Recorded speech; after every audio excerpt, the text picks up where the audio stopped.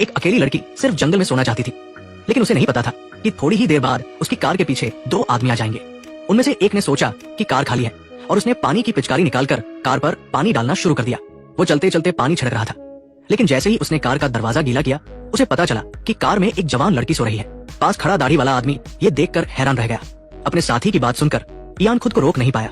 30 साल से अकेला रहा, वो आज अपनी मर्जी से कुछ करना चाहता था। उसने दाढ़ी वाले को आसपास देखने के लिए कहा कि कोई है या नहीं, और खुद ने फैसला किया कि वो लड़की को वहीं पर सबक सिखाएगा। लेकिन जैसे ही वो कार का दरवाजा खींचने वाला था, लड़की अचानक जाग गई।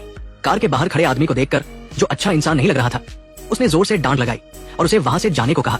लेकिन उसकी चेतावनी के बाद भी वो आदमी न केवल रुका, बल्कि गंदी गंदी बातें करने लगा। मजबूरी में लड़की ने कार का हॉर्न जोर जोर से बजाना शुरू किया, ताकि पहाड़ पर मौजूद उसके माता पिता का ध्यान आकर्षित हो सके। ये समझते हुए कि उसकी बेटी के साथ कुछ गलत हो सकता है, पिता ने छोटे बेटे को पत्नी के हवाले किया और तेजी से पहाड़ के नीचे की ओर दौड़ा।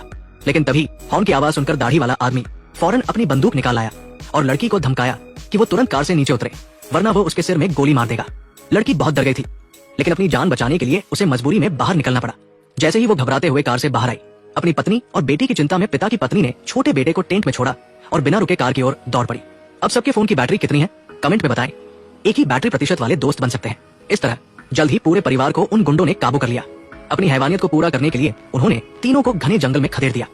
दोनों महिलाओं के साथ क्रूरता करने के बाद सबको खत्म करने के लिए दाढ़ी वाले ने पुरुष के सिर पर बियर का कैन रखा और इयान को निशाना बनाने को कहा। लेकिन जैसे ही इयान ने निशाना साधा, कैन पुरुष के सिर से गिर गया। दाढ़ी वाला फिर आगे बढ़ा, कैन उठाया और दोबारा पुरुष के सिर पर रख दिया। लेकिन इस बार भी इयान के बंदूक उठाते ही कैन फिर गिर गया। इयान का सब्र टूट गया और उसने सीधे पुरुष को गोली मार दी। पास में चीख रही महिला को देखकर दाढ़ी वाले ने भी उसे एक गोली से मार डाला। अब उस बेचारे परिवार में सिर्फ बेहोश बेटी ही जिंदा बची थी। इयान उसे अपने मनोरंजन के लिए रखना चाहता था, लेकिन दाढ़ी वाले ने सबूत मिटाने के लिए बिना सोचे उसे भी गोली मार दी। जब वे अपनी हत्या के मजे ले रहे थे, तभी परिवार का छोटा बेटा जंगल में आ गया। रोते हुए वो दो प्रेमियों से टकरा गया जो वहां घूमने आए थे। बच्चे की सांसें चलती देख दयालु जोड़े ने उसे अपनी कार में डाला और अस्पताल ले जाने की तैयारी की।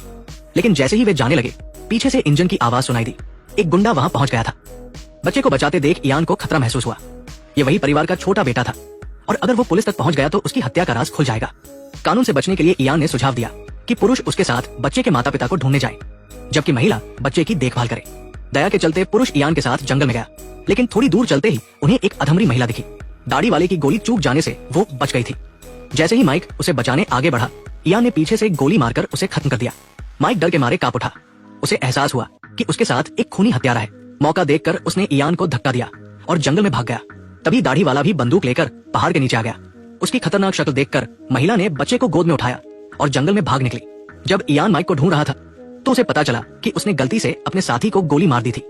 दाढ़ी वाले से माफी मांगते वक्त बच्चे की रोने की आवाज ने उसका ध्यान खींचा। माइक पास में छिपा ये सब देख रहा था और डर गया जब उसने देखा कि उसकी प्रेमिका को गुंडे ने पकड़ लिया है। वो बचाने जाना चाहता था, लेकिन हिम्मत नहीं जुटा पाया। उसने देखा कि गुंडे ने उसकी प्रेमिका की गोद से बच्चे को छीनकर जमीन पर पटक दिया। फिर वो प्रेमिका को धमकाते हुए दूर ले गया। माइक ने मौका देखकर दाढ़ी वाले की कमर से कार की चाबी छीनी और तेजी से कार चलाकर जंगल से भाग निकला। गुंडे ने महिला के कपड़े फाड़े और बंदूक की नोक से उसके शरीर पर घुमाई। महिला गिड़गिड़ाई, लेकिन गुंडे पर कोई असर नहीं हुआ। वो उसे चीखने के लिए मजबूर करना चाहता था ताकि उसका प्रेमी बाहर आए, लेकिन महिला ने अपने प्रेमी को नहीं बेचा और दांत भींचकर चुप रही। उसे नहीं पता था कि उसका प्रेमी उसे छोड़कर पहले ही कार से पहाड़ से नीचे भाग गया था। इंजन की आवाज सुनकर गुंडा रुक गया। सबूत मिटाने के लिए उसने महिला को जबरदस्ती कार में ठूंसा और तेजी से पहाड़ के नीचे भाग रहे माइक का पीछा करने लगा। महिला ने उसे रोकने की कोशिश की। इस बीच माइक पुलिस स्टेशन पहुंच गया और जल्द ही पुलिस के साथ जंगल में अपनी प्रेमिका को बचाने निकला।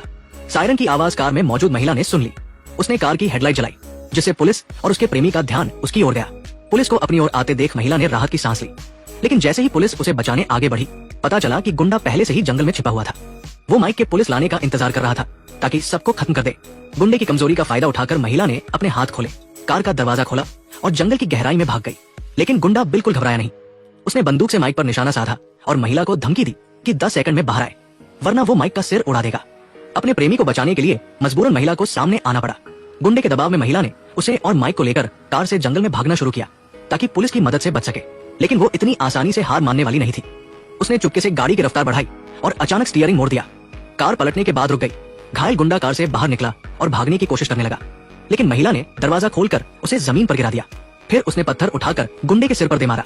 आखिरकार गुंडा मर गया। अस्पताल में इलाज के बाद महिला ठीक हो गई, लेकिन उसका वो कमजोर और नाकारा प्रेमी बिस्तर पर पड़ा एक जिंदा लाश बन गया।